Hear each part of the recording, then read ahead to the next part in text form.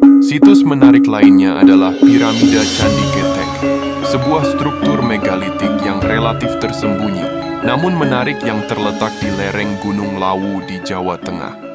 Candi Ketek, seperti halnya Gunung Padang dan Lebak Cibedug, juga terletak di atas gunung berapi, tepatnya di lereng barat Gunung Lawu.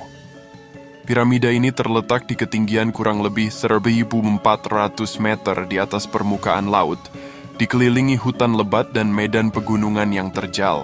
Lokasi yang terpencil dan tinggi ini menambah mistik situs dan berkontribusi pada sulitnya mengakses dan mempelajari struktur secara detail.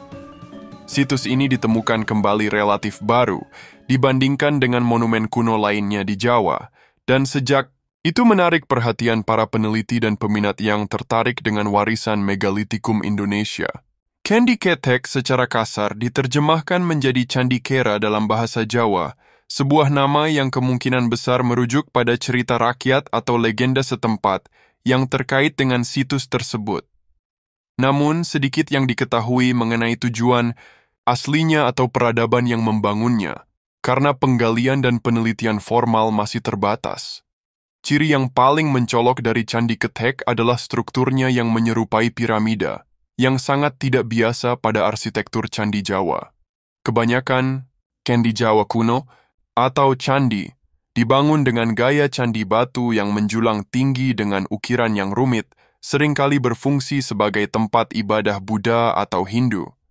Namun, Candi Ketek sangat berbeda, baik dalam bentuk maupun konstruksinya, lebih menyerupai piramida berundak dibandingkan candi tradisional Jawa. Mungkin piramida paling misterius di Indonesia adalah Candi Sukuh.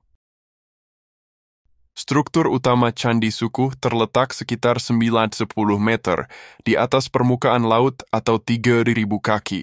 Candi ini terkenal dengan relief kesuburannya yang terlihat jelas, sesuatu yang jarang ditemukan dalam seni candi di Jawa. Kelangkaan ini menimbulkan pertanyaan mengenai waktu pembangunannya. Apakah memang dibangun pada periode yang diteorikan oleh para arkeolog atau berasal dari era yang jauh lebih kuno yang masih harus diuraikan sepenuhnya? Hal yang paling aneh tentang struktur piramida terpotong ini adalah kemiripannya yang mencolok dengan piramida berundak yang dibangun oleh suku Maya.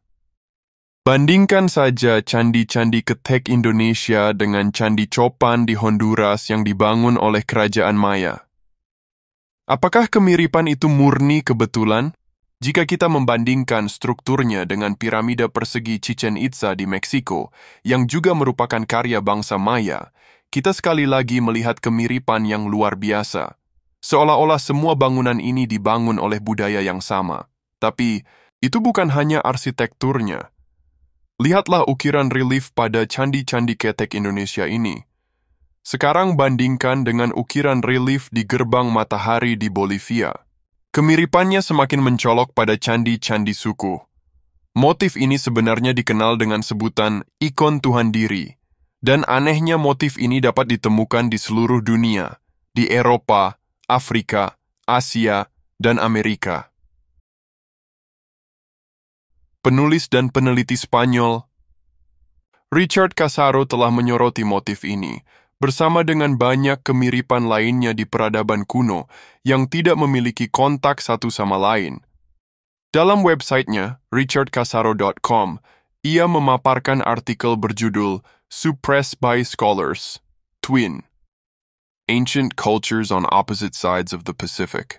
Di sana, Casaro menyajikan argumen provokatif bahwa dua peradaban kuno, Maya dan Bali, meskipun dipisahkan oleh Samudra Pasifik, memiliki ciri-ciri arsitektur, ikonografi, dan agama yang sangat mirip yang menunjukkan asal-usul yang sama.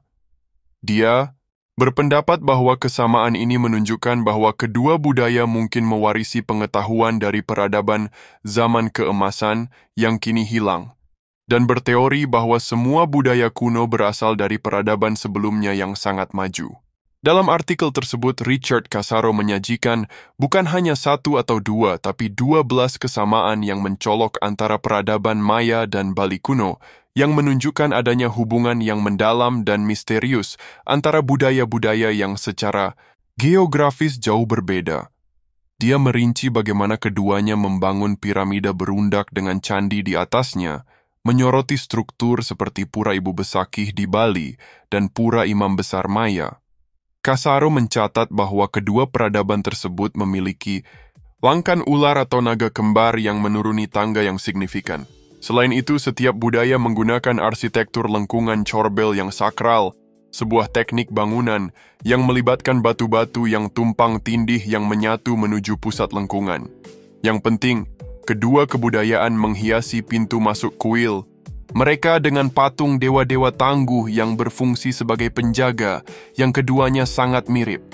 Dia lebih jauh mengamati bahwa suku Maya dan Bali menempatkan wajah-wajah aneh atau menakutkan di atas pintu untuk mengusir roh jahat.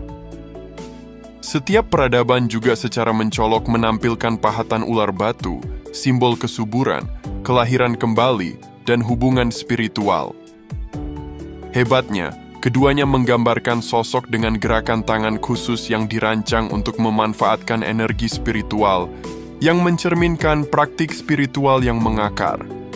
Kasaro menunjukkan keberadaan dewa gajah kembar dalam seni dan arsitektur kedua budaya tersebut, meskipun mereka terpisah jauh oleh Samudra Pasifik. Ciri arsitektural lainnya adalah desain pintu. Masuk candi menyerupai mulut makhluk mengerikan yang melambangkan memasuki ruang suci. Ia membahas penggunaan simbol salib berundak di kedua budaya, mirip dengan Andean Cakana, yang mewakili poin utama dan konsep spiritual. Setiap budaya juga mengukir simbol mata ketiga pada patung, menekankan penglihatan spiritual dan pencerahan. Terakhir, kedua budaya tersebut menampilkan desain candi 3 pintu triptik, menekankan pada pintu tengah, selaras dengan ajaran agama mereka tentang mata ketiga dan wawasan spiritual.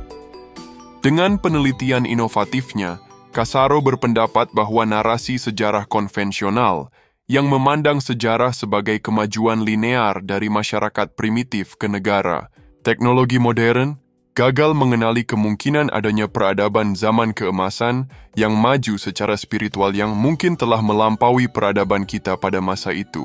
Aspek budaya dan spiritual. Para sejarawan dan arkeolog arus utama, kata Kasaro, tidak sengaja menyesatkan masyarakat, melainkan terjebak dalam paradigma akademis yang tidak mengakui kemungkinan-kemungkinan tersebut.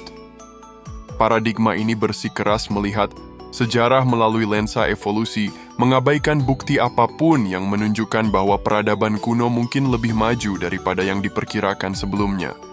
Menurut Kasaro, sistem akademis memperkuat pandangan ini dengan mengedepankan sarjana yang menyesuaikan diri dengan gagasan arus utama dan mengesampingkan mereka yang mengajukan teori alternatif, seperti hiperdifusionisme. Jika Anda ingin mendalami lebih dalam karya Richard Kasaro, Anda bisa membaca ketiga bukunya, Written in Stone, The Missing Link, dan Mayan Masonry. Namun apakah semua itu benar? Mungkinkah peradaban kuno yang maju benar-benar sudah ada ribuan tahun sebelum zaman Mesir atau Sumeria kuno, bahkan sebelum zaman es terakhir? Jika ya, siapakah mereka dan apa yang terjadi pada mereka?